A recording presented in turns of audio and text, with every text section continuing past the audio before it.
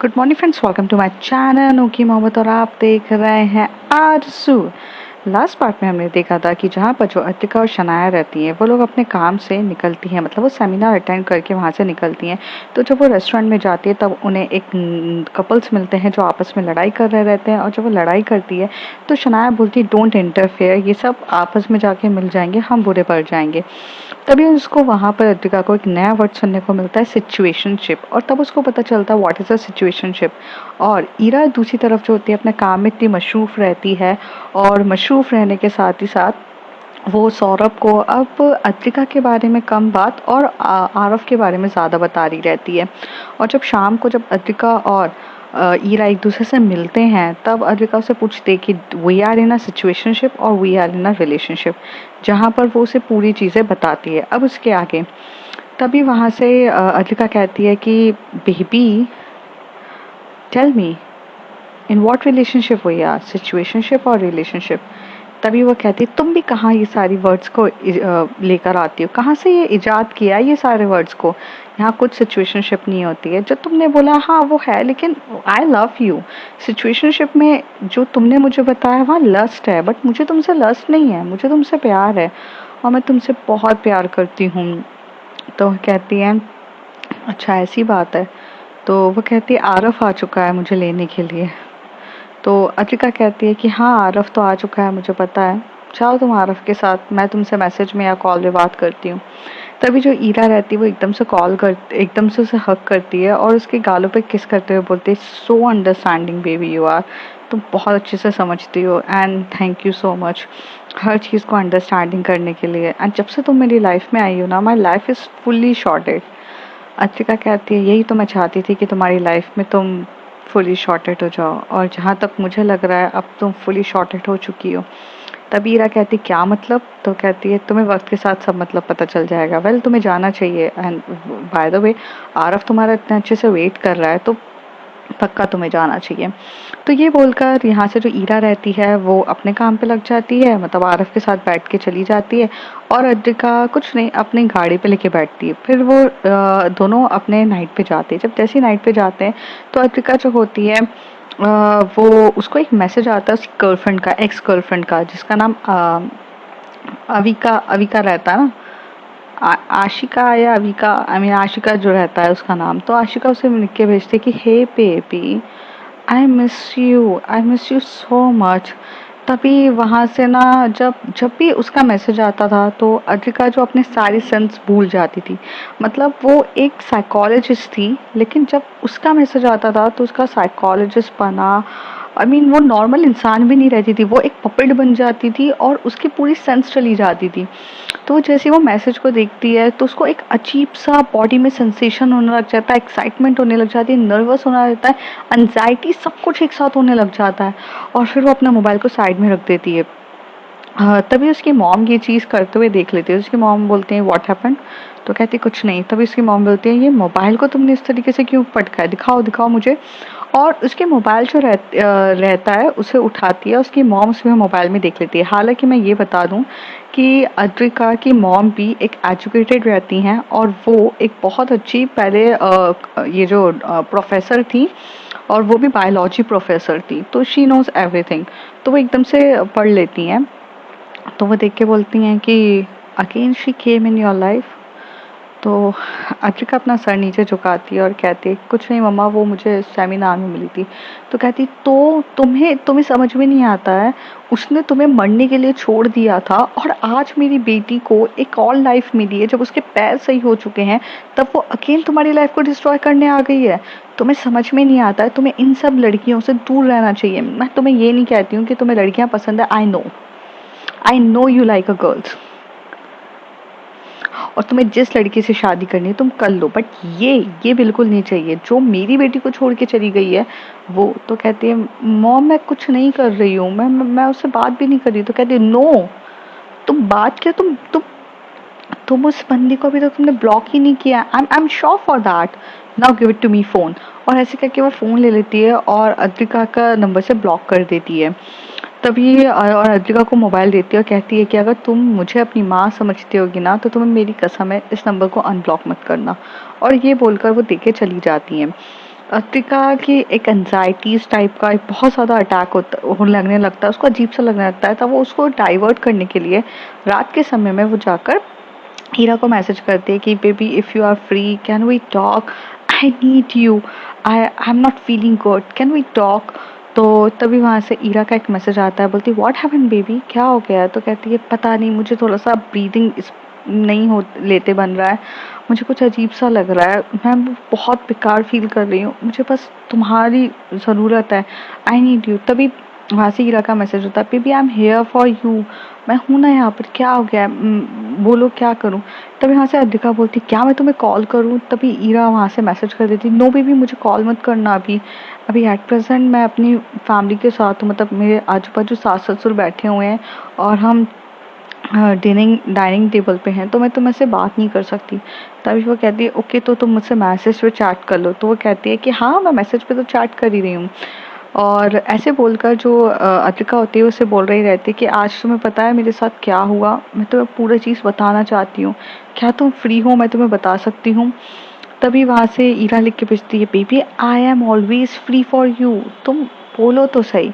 तभी अद्रिका वहाँ पे मैसेज करती है, आज तुम्हें पता है मैं सेमिनार में गई थी और सेमिनार में I meet with my ex girlfriend and she was a coming close to me. And जब भी वो आती है ना मैं बहुत अजीब सा फील करने लगती हूँ, मुझे मुझे ब्रीदिंग लेते नहीं बनता है, मुझे सांस लेने में इतना इशू होता है, मुझे हर एक एक चीज़ का प्रॉब्लम होने लगता है, पता नहीं मेरे साथ ऐसा क्यों होता है। बट मैं एक खुद साइकोलॉजिस्ट हूँ, बट मैं ये सब चीज़ें नहीं हैंडल कर पाती। इतना बड़ा वो मैसेज एक टाइप करके भेजती है, पर ईरा उसे सीन तक भी नहीं करती है। अद्रिका को ये बात हर्ट कर जाती है कि आज जब उसे नीड है, आई नीड हर, वो, वो उसे नीड है तो वो उसके पास नहीं है। और करीब 10 मिनट हो जाते हैं वो मैसेज नहीं पढ़ रही है। हालांकि ईरा दूसरी तरफ डाइनिंग टेबल से पूरी प्लेट्स उठाकर वॉशरूम में डिश वॉश में डालने चली जाती है और वो ये सब करने लगती है। लेकिन वो और उस समय आरव कुछ बोल रहा रहता है, आरव कुछ डिस्कस कर रहा रहता है, तो वो आरव की बातों में खो सी जाती है। वो ये भूल जाती है कि उसकी एक टाइम पे प्योर थी, उसकी और कोई नहीं, उसकी गर्लफ्रेंड थी। और गर्लफ्रेंड उसकी जब टॉप प्रायोरिटी थी तो वो हमेशा से हर चीज़ छोड़ देती थी उसका मैसेज देखने के लिए। लेकिन आज उसको छोड़ के वो बाकी चीज़ों पे ध्यान दे रही है, क्योंकि घर पे अब आरव के साथ साथ उसकी सास भी उसके साथ ढंग से बिहेव कर रही थी और बाकी सब लोग भी उससे ढंग से बिहेव कर रही थी। इसलिए जो ईरा थी वो उसमें खो गई। बट इस समय अद्रिका को भूल गई। थोड़ी देर के बाद ऐसी बहुत रात हो जाती है, करीब आधा घंटे के बाद ईरा एकदम से एक अद्रिका एक और मैसेज बोलती है, आर यू देयर। और तब तब आधे घंटे तक अद्रिका बस बाहर घूम रही रहती है, सांस लेने की कोशिश कर रही रहती है, बस सोच रही रहती है कि वो क्या करे, क्योंकि उससे ना वो चीज़ हैंडल नहीं हो सकती है। ऐसा होता है जीवन में जब आप किसी से टूट कर प्यार करो, टूट के मतलब अपनी ज़िंदगी में सबसे टूट के प्यार करो और वो इंसान आपको हर्ट कर दे, और हालांकि वो इंसान जब दोबारा आपकी लाइफ में आता है तब वही एनजाइटी, वही चीज़ें, वही दर्द सब एक साथ आपके लाइफ में आ जाता है। एंड ये सच्ची में होता है और उससे आपके साइकोलॉजिस्ट होने का कोई लेना देना नहीं होता है, क्योंकि एट लास्ट हम साइकोलॉजिस्ट हो या हम डॉक्टर हो या हम बहुत अच्छे इंसान हो, बट हम एक्चुअली है तो ह्यूमन बीइंग ना, तो वही चीज़ उसके साथ होने लग जाती है। अद्रिका समझते हुए भी वो अपने इमोशंस और अपनी फीलिंग्स को डील नहीं कर पा रही थी कि कैसे वो अपने आप को काम डाउन करे। पर इस ड्यूरेशन में ईरा ने कोई मैसेजेस नहीं देखे थे।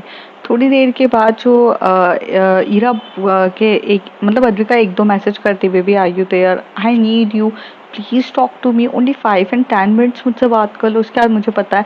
लेकिन हीरा कोई रिप्लाई नहीं देती, वो कहाँ अपनी लाइफ में बिजी रहती है, कभी सास के साथ बिजी हो जाती है, कभी अपने आरफ के साथ बिजी रहती है, कभी अपनी चीज़ें हो जाती है और वो भूल ही जाती है।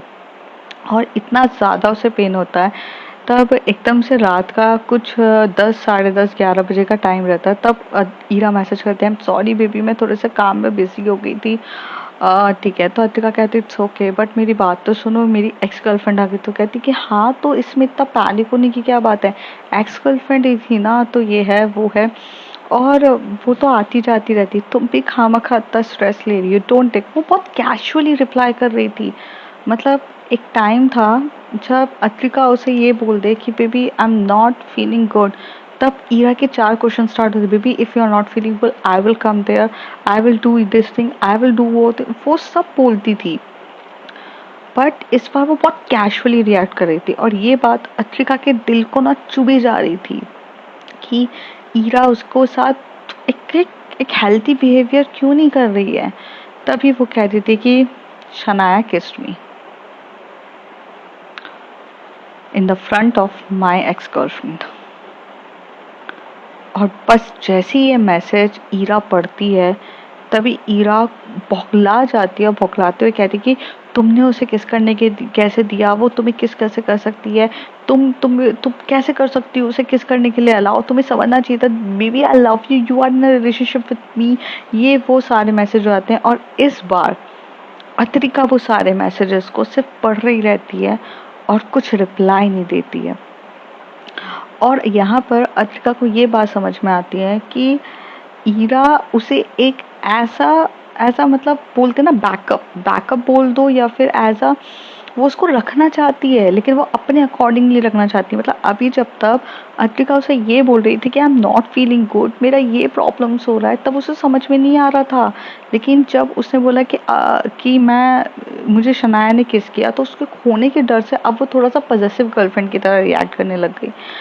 अत्रिका ये सारी देख रही रहती है, फिर वो कुछ नहीं करती है। और अब अद्रिका को ईरा कॉल कर रही रहती है, तब वो उसके कॉल्स को डिस्कनेक्ट कर रही रहती है क्योंकि अब उसका दिमाग खराब हो चुका रहता है। एक फेज आता है या एक टाइम के लिए, कुछ शॉर्ट टर्म्स के लिए एक टाइम आता है कि जहाँ पर आप अपने फीलिंग्स और अपने दिमाग से दोनों से लड़ रहे रहते हो। और जब वो आपके हाई पीक्स पे लड़ रहे रहते हो, मतलब आप अपने पास्ट और अपने प्रेजेंट दोनों को ही अगर सेम लेवल पे देखते हो तो आप लड़ रहे रहते हो, तो आप उस समय सबको अवॉइड करना पसंद करते हो, तो वो कर देती है। लेकिन उसी ड्यूरेशन में कॉल आता है जिसमें शनाया का कॉल होता है और शनाया एकदम से शनाया का कॉल अद्रिका उठाती है और शनाया पहले एकदम से बोलती है हेलो मैम, तो वहां से कुछ रिप्लाई नहीं आता है। तभी शनाया बहुत काम और कूल तरीके से बोलती है hello ma'am, I I think something is happened. आप ठीक नहीं हो और आप बिल्कुल ठीक फील नहीं कर रहे हो। Don't tell me that ma'am कि आपको अपने एक्स गर्लफ्रेंड की तरह से एंग्जाइटी हो रही है। नो नो नो, हमें उसके पास नहीं जाना है। She is not worthy at all. Okay okay, I am always there for you. आप मुझे बात तो करो, आप मुझे बताओगे नहीं तो मुझे कैसे पता चलेगा, आइए ओके। तभी अद्रिका का एक मैसेज आता है, मैं यहीं पर हूँ। तो तभी शनाया कहती है oh oh okay okay okay okay, calm down, first of all रोना नहीं चाहिए और रोने से सिचुएशन और ख़राब हो जाएगी। And I know how you feeling it, I can feel it when you love someone deeply और वो इंसान आपको नहीं मिले और वो आपके साथ झूठे प्यार की वादे दिखाए, तो मैं समझ सकती हूँ। इसलिए मैंने आपको कॉल किया। आप ठीक हो? नहीं नहीं, आप ठीक नहीं हो। मैं आपको 10 मिनट में कॉल बैक करती हूँ। और ऐसे बोलकर शनाया पे फ़ोन रख देती है। यहाँ अद्रिका को कोई चाहिए था जो उसके साथ बैठे, उसके शोल्डर पे वो मतलब अपने उसके शोल्डर को थपथपाए और उसे बोले Adrika, life is all about this things, ये होता है पर सब कुछ बढ़िया होगा। अब कुछ अच्छा वेल लिखा है तुम्हारी लाइफ में, ये सब चीज़ें तो छोटी चीज़ है, हो जाती है, कोई प्रॉब्लम नहीं है। बट जब अद्रिका को कोई चाहिए रहता है, ना शनाया मिलती है ना ईरा मिलती है। और अब शनाया बहुत ज़्यादा, अब अद्रिका जो रहती है वो बहुत ज़्यादा टूट सी जाती है और साइलेंटली हो जाती है। थोड़ी देर के बाद शनाया का फिर से कॉल आता है और अद्रिका उसे बोलती है कि अब शनाया का कॉल आने पे अद्रिका का मतलब थोड़ा सा हर्ट हो चुकी थी कि वो फ़ोन रख दी, पर फिर भी वो सोचती है यार इस बच्चे की क्या गलती है। I mean what the love affection I am expecting with my girlfriend Ira and she is just कि वह किसके लिए फ़ाइट कर रही है, उसे पीछे के इमोशंस पे लिए उसे कोई लेना देना नहीं है। वो काफ़ी डीपली हर्ट हुई रहती है। तभी वहाँ से वो शनाया का फ़ोन उठाती है और शनाया कहती है मैम नीचे आओ ना, मैं नीचे खड़ी हूँ, देखो देखो आपकी विंडो से देखो। तो अत्रिका जाती है और अपने विंडो पे जाकर देखती है तो शनाया सच्ची में नीचे खड़ी रहती है और अत्रिका एकदम फेस के एकदम शॉकिंग वाला एक्सप्रेशन दे रही रहती है। तभी वहां से शनाया कहती है, फेस के शॉकिंग एक्सप्रेशन बाद में देना, आप पहले नीचे आओ। और ऐसे कह के वो फोन रख देती है। अत्रिका भी यहाँ से अपना नीचे फटाफट जाती है, गेट ओपन करती है और वो उसे बोलती है, तुम पागल हो क्या, इतनी रात के 11 बजे तुम यहाँ क्या कर रही हो? तो कहती है, when my ma'am is need someone, so मैं नहीं आऊँगी क्या? मैंने कहा था ना मैं हमेशा आऊँगी आपके लिए। and I told you I am always available for you। रात के 2-2:30 बजे भी बुलाओगे तो भी आती मैं। तो तभी अतिका कहती है, तुम पागल हो क्या, अब तुम हॉस्टल कैसे जाओगी? जैसे आई हूँ। तो वो कहती है, तुम आई कैसे हो? अतिका पूछती है। कहती, कुछ नहीं, मैंने बस अपनी फ्रेंड को उठाया और उसे बोला कि प्लीज़ मुझे यहाँ से भगाने में मेरी मदद कर। तो हम यहाँ से भाग के, वॉल तान के भाग कर यहाँ से किसी से लिफ्ट लेते हुए मैं आ गई। तभी अत्रिका एकदम से शनाया के मतलब जो हेड होता है उस पर टैप करते हुए बोलती, पागल हो क्या, अगर कुछ हो जाता तो रात को लिफ्ट ले रही हो किसी से भी, अननोन है, वो तुम्हारे चाचा का बेटा लगता है क्या जो तुम्हें सही से प्रॉपरली भिजाएगा? अगर किसी की नीयत खराब होती तो वो कहती है, इतना रिस्क तो लेना बनता है ना मैम, आपके लिए कुछ भी। तो अतिका बोलती, चलो अंदर। तो कहती, हाँ हाँ चल रही हूँ।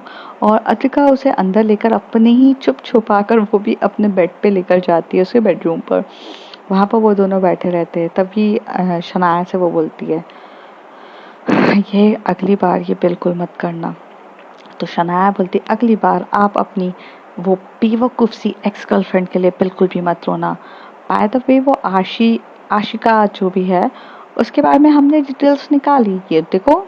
और फिर वो डिटेल्स में उसका फेसबुक अकाउंट से सब कुछ बताती है, देखो एट करेंट वो डेट कर रही है, ये कर रही है, वो कर रही है। तो आप काहे को इतना अफेक्ट होते हो? तो तभी अतिका एकदम से वर्नेबल सिचुएशन में आकर वो अपने बेड पे बैठती है और उसकी आंखों में से आंसू निकल रहे रहते हैं। तभी तभी जो शनाया रहती है वो एकदम से नीचे उसके लैप पे जाकर बैठती है और बोलती है, हे हे व्हाट हैपन, क्या हो गया? ऐसे ऐसे ऐसे रोते नहीं है, क्या हुआ? तो कहती है, पता है बहुत सी चीज़ें ऐसी हैं मेरे दिल में जो मैंने कभी किसी के साथ शेयर नहीं करी। तो शनाया कहती है, I know, you know what, हम साइकोलॉजिस्ट हैं और साइकोलॉजी का सबसे इम्पोर्टेंट थियोरी होती है कि वॉट एवर द गार्बेज हमने अपने हार्ट में या हमने अपने इनसाइड में रखे हैं वो गार्बेजेस को हमें निकालना पड़ेगा, तभी वो जैसी बाहर निकलेगा तभी हम मूव ऑन या कुछ चीज़ों से आगे बढ़ पाएंगे। सो मैं पूरी रात हूँ यहाँ पर, आप मुझे बता सकते हो? तो कहती है, नहीं मैं बहुत सी चीज़ें मैंने शेयर नहीं करी किसी से। तभी वो कहती है, आई नो बट आप शेयर कर सकते हो, you you can trust on me please. हाँ देखो मैं आप पे ट्रस्ट करती हूँ, इसलिए इतनी रात को आपके लिए आई हूँ यहाँ पर, तो आप मुझ पे ट्रस्ट कर सकते हो। तो finally you can trust on your girlfriend Ira. हाँ तो आप मुझ पे ट्रस्ट नहीं करते हो तो आप उन पे ट्रस्ट कर लो ना, उनको जाके कॉल करके बता दो। तभी वहाँ पर एकदम से अद्रिका कहती है, उसे तो टाइम ही नहीं है मेरे पास मेरे लिए, जब मैं उससे बोल रही हूँ आई नीड हर, उसके पास बिल्कुल भी टाइम नहीं है।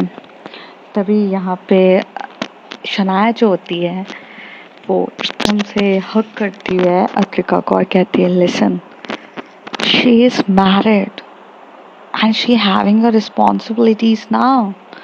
आप समझ क्यों नहीं रहे हो? उसके पास रिस्पॉन्सिबिलिटीज है, वो आपको देखेगी या कुछ है। अब देखो मैं तो वेली हूँ, I mean I don't have any work, मेरे ऊपर कोई रिस्पॉन्सिबिलिटीज नहीं है, तो मैं भाग कर आ सकती हूँ।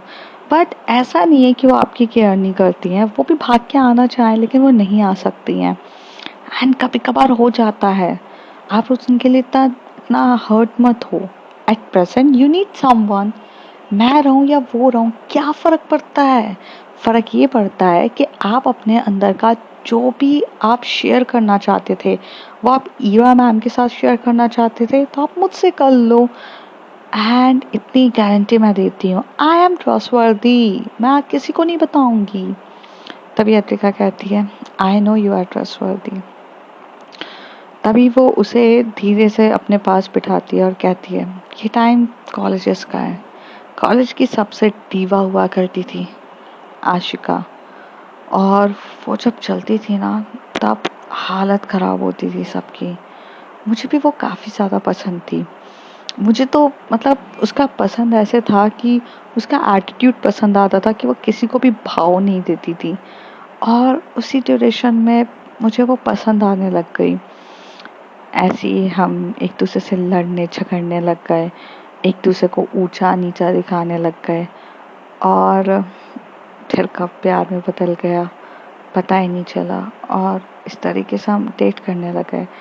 तो तभी शनाया कहती, कम ऑन, ये इतनी छोटी स्टोरी तो नहीं थी ना, आप डिटेल में बताओ, ऐसी वो सारी चीज़ बताओ जो आपने कभी किसी से शेयर नहीं करी है, जो आपके दिल में यहाँ पे पिंच कर रही है। और ऐसे करके वो अपना जो शनाया अपना हाथ उसके दिल पे रखती है और बोलती है यहाँ पिंच कर रही है, वो लिख, वो बताओ, और मैं सुनने के लिए तैयार हूँ।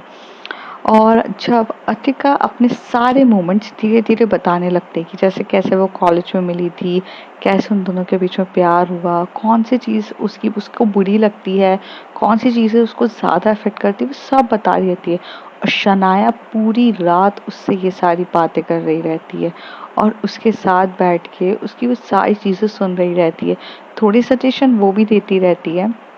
और ये पूरी रात ऐसी ही थी। दूसरी तरफ जो ईरा रहती है वो काफ़ी ज़्यादा फ्रस्ट्रेटेड हो चुके थे कि अद्रिका ने किस कैसे कर लिया, अद्रिका कैसे भी किस कैसे कर सकती है। पर इस ड्यूरेशन में जब उसने ये कहा था उसके अपनी एक्स गर्लफ्रेंड से मीट करी है, उसे इतनी प्रॉब्लम हो रही है, उसे उससे ये मतलब नहीं था, बट वो गर्लफ्रेंड गई। इसी ड्यूरेशन में वो आरव से भी लड़ाई कर लेती है और आरव को भी कहती है कि मुझे थोड़ा सा टाइम चाहिए ये वो, क्योंकि वो फ्रस्ट्रेटेड हो चुकी रहती है। रात पूरी इस तरीके से बीत जाती। जब मॉर्निंग का टाइम होता है तो ईरा फटाफट नहाती धोती है और अब उसे शनाया अब उसे मिलके ये सारी चीज़ें क्लियर करनी थी कि शनाया ने उसे किस किस तरीके से किया।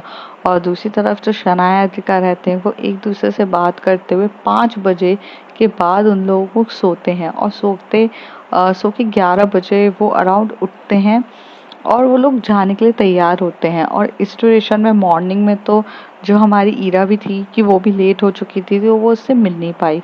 पर जब लंच टाइम पे यहाँ पर जो अद्विका होती है वो जब ओपीडी ले रही रहती है तो लंच टाइम पे ईरा उसे आती है और उसे बोलती है कैन वी टॉक। तभी उसका ओपीडी नहीं हुआ रहता है तो वो कहती है कि थोड़ा सा रुक जाओ, मेरे ओपीडी है, मैं ओपीडी कंप्लीट करती हूँ उसके बाद मैं आपसे बात करती हूँ। तो कहती है मेरे पास इतना टाइम नहीं है, 10 मिनट दे दो, लंच टाइम मेरा है, उसके बाद मैं तुमसे बात करती हूँ। तो तभी वो कहती है अपनी जो सेक्रेटरी होती है जो उसकी पीए रहती है उसे बाहर जाने के लिए कहती है वो।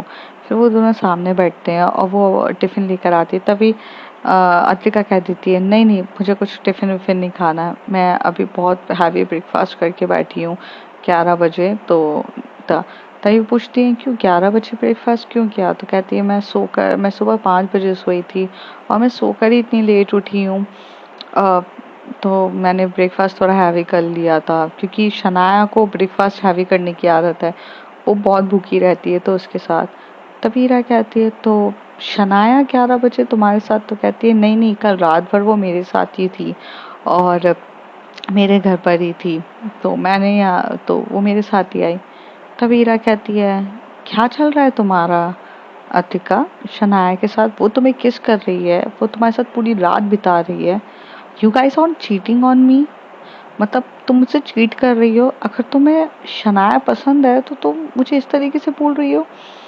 तो तभी अतिका कहती होल्ड ऑन, शनाया मेरे साथ थी क्योंकि कल रात को मैं लो फील कर रही थी, जब मैं तुम्हें मैसेज में चिल्ला चिल्ला के कह रही थी कि I need you, I want to talk with you because मैं एक अलग सिचुएशन में हूँ, तब तुम्हारे पास ईरा टाइम नहीं था।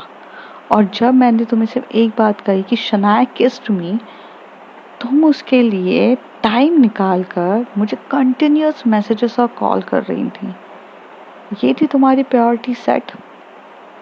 तो कहती है देखो मैं एक मैरिड वूमन हूँ, मेरे काम भी कुछ थे, इसकी वजह से मैं तुम्हें टाइम नहीं दे पाई, बट इसका मतलब ये नहीं है कि आई डोंट लव यू। तो कहती है yes you don't love me, wow, this word is very easily बोल दिया।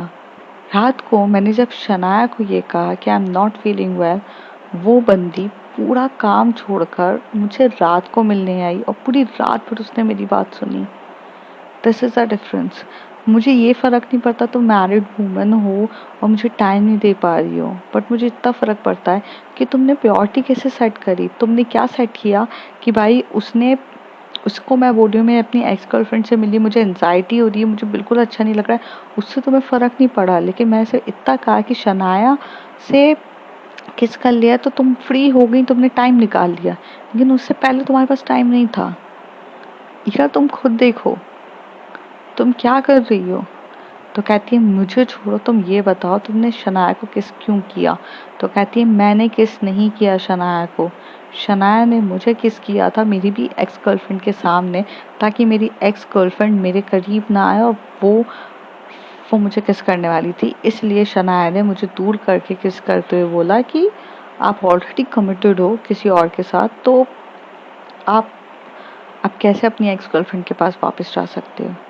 तो कहती वाओ, आई मीन मैं क्या समझूं, मतलब यहाँ पर तुम्हें सभी लोग किस करने के लिए बैठे थे, तुम्हारी एक्स गर्लफ्रेंड भी तुम्हारे को किस करना चाह रही थी और वो किस न कर ले इसलिए शनाया ने किस कर लिया और तुम कमिटेड मेरे साथ हो, मतलब चल क्या रहा है ये सब चीज़ें। तभी अतिका कहती है कम ऑन, मैं कौन सी सिचुएशन में हूँ अभी, तुम वो समझने के बजाय एक किसको इतना मुद्दा क्यों उठा रही हो। तो कहती है मुद्दा इस चीज का नहीं है, मुद्दा ये है कि तुम किसी के करीब जा रही हो, तुम शनाया शनाया कर रही हो। तो तभी एकदम से अद्विका उसकी तरफ देख के बोलती है और तुम क्या कर रही हो, तुम क्या कर रही हो, हमारे बीच में कहाँ टाइम मिलता है। जब से हैदराबाद से आई हूँ, जब से मेरे लेग्स आए, तुमने तो मतलब मेरे को टाइम देना ही बंद कर दिया। तो कहती है मैं काम में बिजी हूँ इसलिए मुझे टाइम नहीं मिल पा रहा है। ईरा कहती है पर इसका मतलब ये नहीं कि मैं तुमसे प्यार नहीं करती हूँ। तो कहती प्यार करती तो कल जब मुझे जरूरत थी तो तुम कहाँ थी। तो कहती मैं एक अपनी प्रॉब्लम से फंसी थी, इसका मतलब ये नहीं बोला था मैंने तुम्हें कि तुम किसी और के पास चली जाओ। अगर मैं तुम्हारे पास अवेलेबल नहीं रह पाऊंगी या किसी कुछ रीजन से नहीं हो जाऊंगी तो वो समझने के बजाय तुम किसी और के पास चली जाओगी क्या। तभी ये अत्रिका कहती है ईरा काम डाउन, मैं किसी और के पास नहीं गई थी, लोग मेरे पास आए थे और जो वैल्यू करते हैं मुझे वो खुद मेरे पास आए थे। तो कहती वाओ, तुम शनाया को डेट कर रही हो।